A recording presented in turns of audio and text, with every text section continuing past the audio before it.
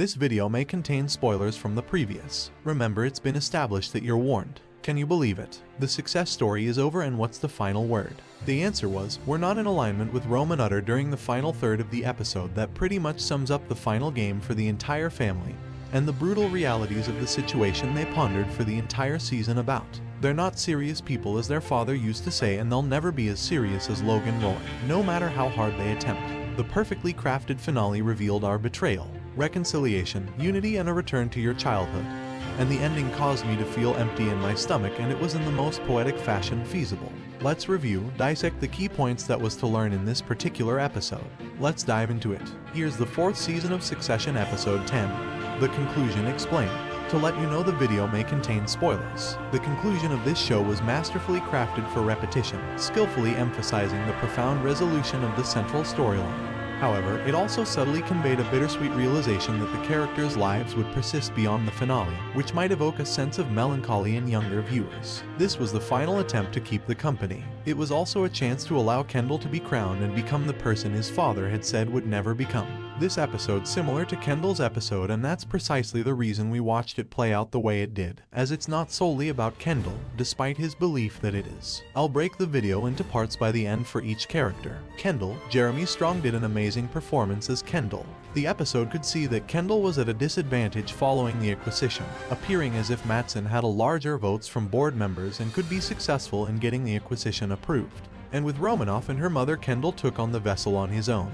And it was sinking. It was only when Greg called him to inform that Madison had talked to Tom about the CEO of his and was moving to a different direction of Shiv to the other side that things were turned. It started to work to his advantage, as it allowed him to convince Shiv to join his side. The dynamic playfulness displayed among the siblings in this show was truly remarkable. But one particular moment stood out above all. A powerful revelation unfolded as they crossed the threshold into their mother's kitchen, seamlessly embodying their childhood personas. In that transformative instant, they courageously cast aside the masks they wore, liberating themselves from the weight of their persistent conflicts. As the layers of pretense fell away, they unearthed a profound truth. Their unyielding sibling connection thrived beneath the surface, resilient against the shackles of superficial barriers. Although this was a deal that benefited the children and allowed them to keep the control of Westar, however, it was also a deal that Kendall was looking for himself, and he saw it as something that was his to decide.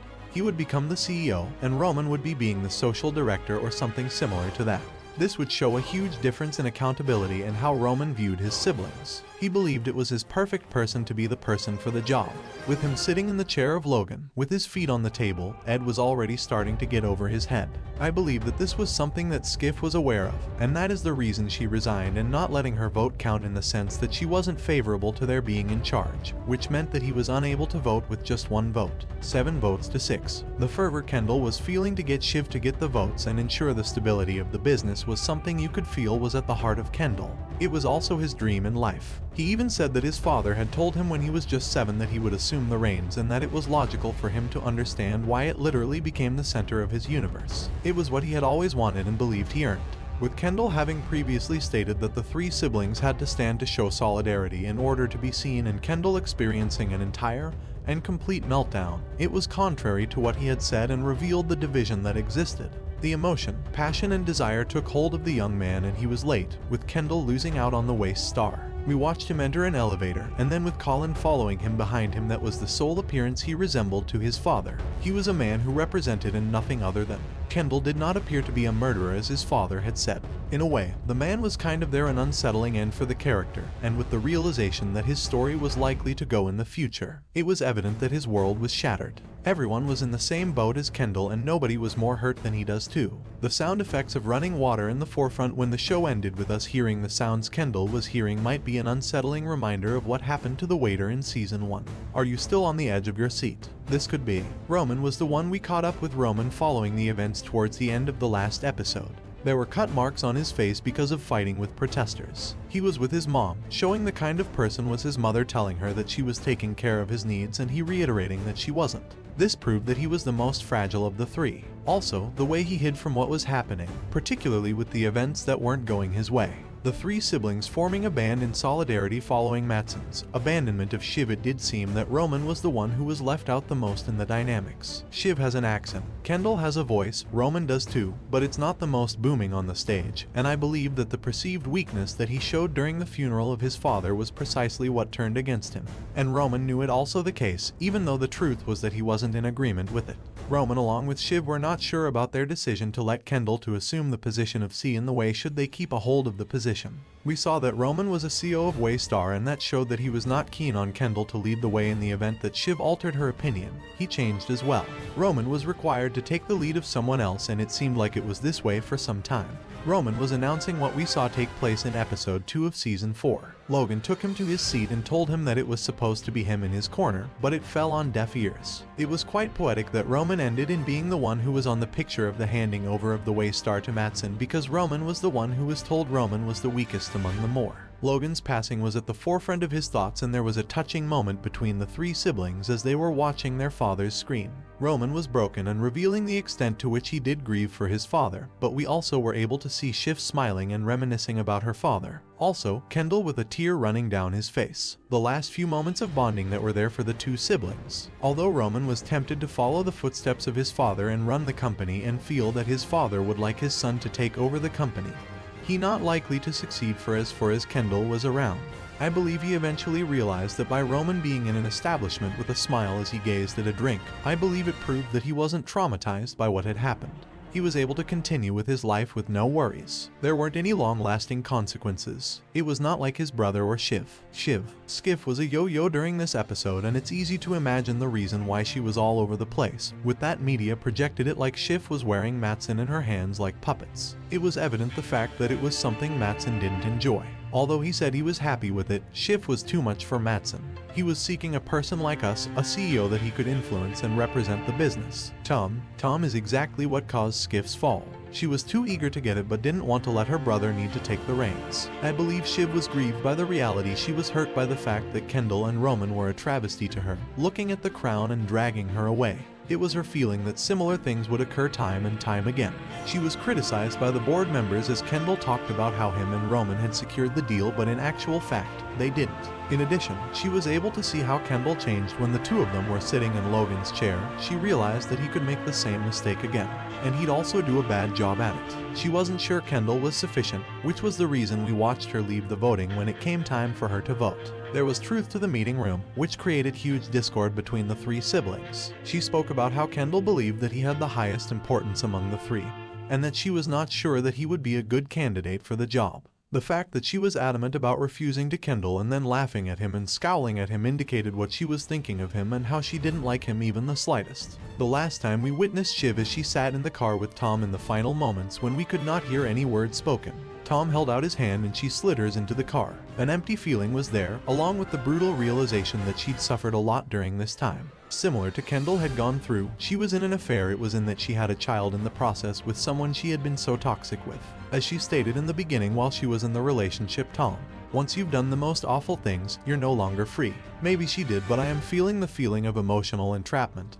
And she could not quit being here. Tom, well, who would think of that? Tom, a CEO. A lot of people believed Greg would be the one to win. But there was also a small part in me moving towards the idea. However, Tom spent the entirety of the season worried about his status, when at the end, he was the preferred choice over his wife. Tom is an ideal US appearance for CEO of Matsson because Tom is able to be Tom Matsson as he was. Logan can be a quiet, voice interface, a suit that can be replaced and is trustworthy and will follow the instructions given to him. Despite the perilous threat of ruin, Tom's long-cherished dream ultimately came to fruition. However, this achievement was not without its turbulent challenges, as Greg's deceitful actions exposed Matsson's potential plans to replace Shiv with Kendall. The explosive culmination of these revelations erupted in a heated clash between Tom and Greg, transpiring within the confined space of a bathroom. In the final analysis, Tom Reigns Supreme became the ultimate successor to Tom Reigns Supreme. It was a moment I did not anticipate, however I believe it's appropriate to the role of Greg. Oh, Greg, you almost did it, but hey, Greg did. Greg wanted a full quad squad, however it wasn't intended to be. Greg became the trigger behind the events that took place in the season's final. In the end, he was a part of the important role in the story's development and the twist that took place when the shift switched sides and reverting back to the siblings. He was seen as a snake working for a company in which there was a perception that he was the snake. We know that he's earning more than 200K, but given his attitude and with Tom appearing to be a candidate to keep him on for an associate, I'm wondering whether he'll be able to get that massive pay cut which was talked about. Tom would not be able to have another Greg, and I'm sure Tom knew this. In the overall review, I felt that the final scene was right on. It was filled with a feeling closure, but also the realization that the story was going to go on afterward. This was very depressing, knowing that the characters, and especially Kendall, was going to endure the biggest gap in their lives, as well as the empire they believed they would inherit from their father's legacy. The work was cancelled by Shiv, Tom, and Tom ended in a way that definitely portrayed an uncomfortable feeling. The idea that no one is aware of what's coming up there, the toxic relationship that was evident, and the knowledge that they're not suitable for the other, but their being in a relationship was quite miserable. In spite of the fact their hands weren't interlocked, it revealed the lack of confidence, the kind of interlock they really desired. The score for on this particular episode, also amazing. Use of the theme sequence throughout, and with various arrangements, was stunning on the air and was perfect for the scene it was included in. Did this be the best conclusion of the story? I believe it was. It was stunningly beautiful and featured exceptionally powerful performances. In the show, we say goodbye to a cast of characters as well as a world which was beautifully created. A world in which the characters want to embody all the qualities of the man they grew up with.